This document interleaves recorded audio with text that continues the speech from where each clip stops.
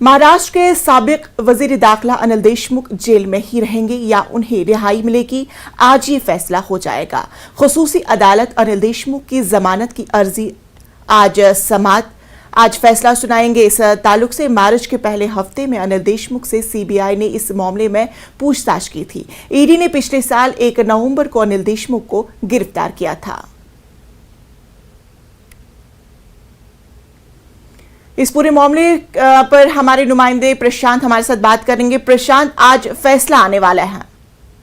जी बिल्कुल, देखिए 11 बजे कोर्ट बैठेगा और 11 बजे भी फैसला आने की पूरी उम्मीद की जा रही है, क्योंकि पिछली जो तारीख थी जब फैसला आना था तो उस वक्त अदालत ने साफ क्लियर कहा था कि ऑर्डर जो है पूरी तरह से अभी तक लिखा नहीं जा सका है, इसीलिए 14 तारीख की समय जो है तय किया गया था। तो आज 14 तारीख है। 11 बजे जब अदालत बैठेगी तो अपना आदेश ही सुनाएगी कि इनकी जमानत अर्जी खारिज होनी है या पास होनी है।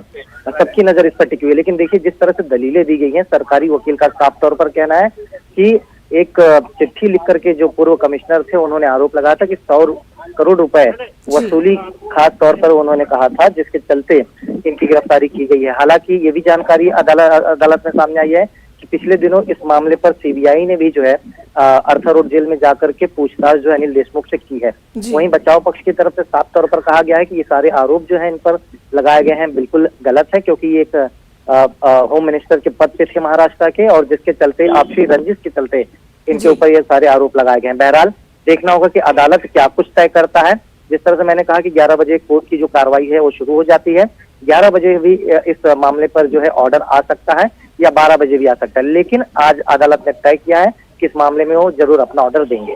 बिल्कुल बिल्कुल प्रशांत, अब देशमुख के ताल्लुक से क्या कुछ फैसला सामने आएगा, अब वो देखने वाली बात होगी। तफसीलात के लिए बेहद शुक्रिया। इसके बाद ही राज्यसभा और लोकसभा की कार्रवाई शुरू हो रही है। चलिए सीधा रुख करते हैं।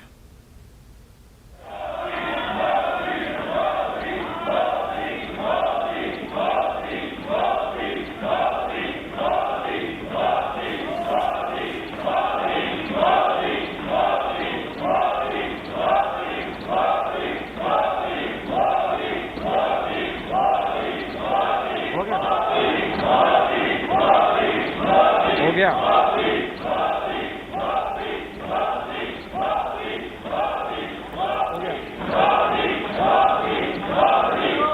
राष्ट्रीय की संसदीय शिष्टमंडल रविवार 13 मार्च 2022 को भारत पहुंचा।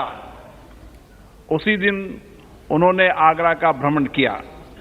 गुरुवार 17 मार्च 2022 को भारत से प्रस्थान करने से पहले वे हैदराबाद की यात्रा भी करेंगे।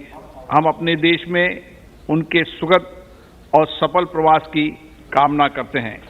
हम उनके माध्यम से आष्ट्रेय की राष्ट्रीय परिषद, संघीय परिषद, सरकार और आष्ट्रेय की मैत्रीपूर्ण जनता को अपनी ओर से तथा सभा की ओर से बधाई एवं शुभकामनाएं देते हैं।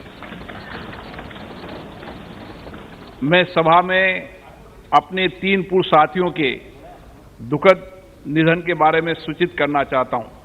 श्री एस सिंगर वादीवेल तमिलनाडु के तंजावुर संसदीय निर्वाचन क्षेत्र से 6ठी, 7वीं, 8वीं और 9वीं लोकसभा के सदस्य थे। वे लोक लेखा समिति और सभा पटल पर रखे जाने गए पत्रों की समिति के सदस्य भी रहे। श्री एस सिंगर वादीवेल का निधन 87 वर्ष की आयु में 31 जनवरी 2022 को तंजावुर में हुआ। श्री H.V. पाटिल कर्नाटक के बागलकोट संसदीय निर्वाचन क्षेत्र से 8वीं लोकसभा के सदस्य थे। श्री पाटिल याचिका समिति के सदस्य रहे। श्री H.P. पाटिल का निधन 82 वर्ष की आयु में 1 फरवरी 2022 को बागलकोट में हुआ। श्री हेमानंद बिस्वाल ओडिशा के सुंदरगढ़ संसदीय निर्वाचन क्षेत्र से 15वीं लोकसभा के सदस्य थे। उन्होंने श्रम संबंधी समिति के सभापति के रूप में तथा सामान्य प्रयोजन समिति के सरकारी क्षेत्रों के उपकरण समिति के सदस्य के रूप में कार्य किया। एक सक्रिय सामाजिक और राजनीतिक कार्यकर्ता श्री हेमानंद बिस्वाल उड़ीसा के मुख्यमंत्री और उप मुख्यमंत्री रहे। वे 6 कार्यकालों तक ओडिशा विधानसभा के सदस्य भी रहे। श्री हेमानंद बिस्वाल का निधन 82 वर्ष की आयु में 25 फरवरी 2022 को भुवनेश्वर में हुआ। हम अपने पूर्व साथियों के निधन पर गहरा शोक व्यक्त करते हैं।